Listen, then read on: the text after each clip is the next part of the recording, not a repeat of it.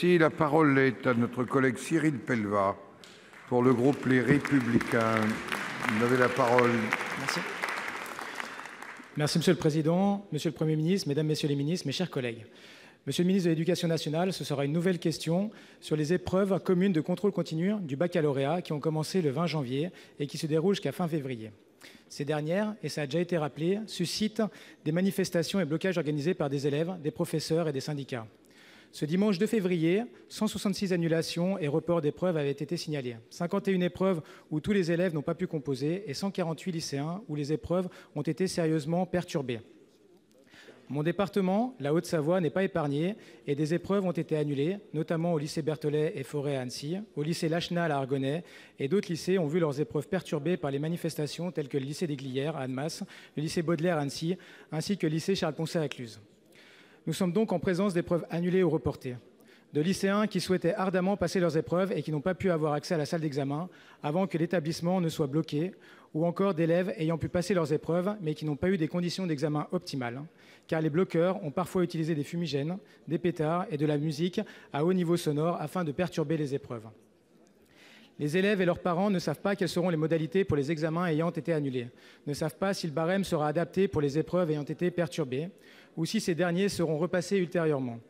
Des élèves n'ayant pas pu passer leurs épreuves se voient menacés par un zéro et par les rattrapages, alors qu'ils ont simplement eu la malchance de ne pas réussir à rentrer dans leur établissement avant le début des blocages, et j'ai reçu de nombreuses vidéos en attestant.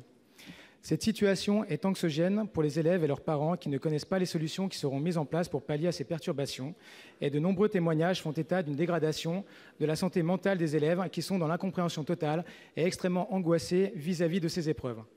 Sachant que ces questions sont largement laissées à l'appréciation des chefs d'établissement, cela ne fait qu'ajouter à l'incertitude des élèves. Je vous demande donc, Monsieur le ministre, si vous comptez donner des consignes spécifiques aux chefs d'établissement afin d'homogénéiser au mieux ces épreuves au niveau national. Je vous demande également si des mesures spéciales seront mises en place afin que les épreuves qui n'ont pas encore eu lieu puissent se dérouler le plus sereinement possible. Merci.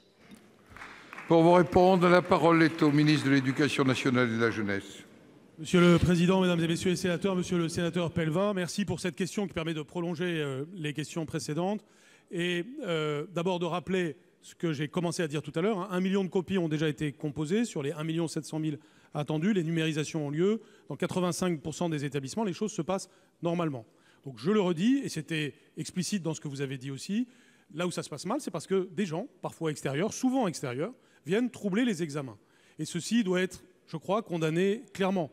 Quelle que soit l'opinion qu'on a sur une réforme, on ne doit pas prendre en otage les élèves en faisant des choses de cette sorte. Il est donc normal que j'ai une certaine fermeté sur cette question parce qu'on est en train de violer des principes qui sont des principes sacrés de l'éducation nationale, c'est-à-dire on ne doit pas troubler un examen.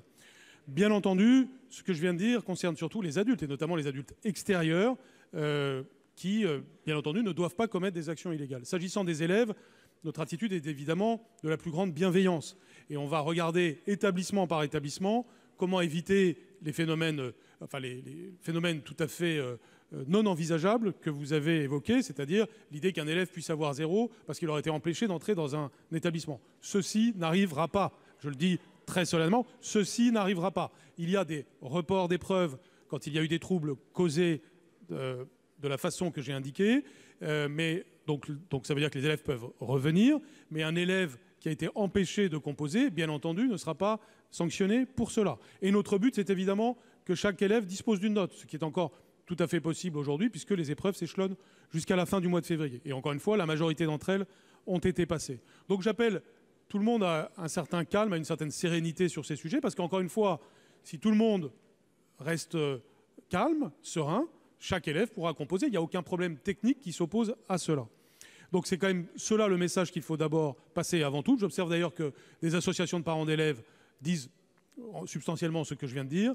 Et puis enfin, nous avons un comité de suivi du baccalauréat qui est fait pour regarder ces points-là. Mais bien entendu, le premier de mes devoirs sera de m'assurer que les élèves ne soient pas pénalisés par des exactions qui sont commises, je le rappelle, par des éléments extérieurs qui ne sont pas du fait de l'éducation nationale elle-même ou de son organisation.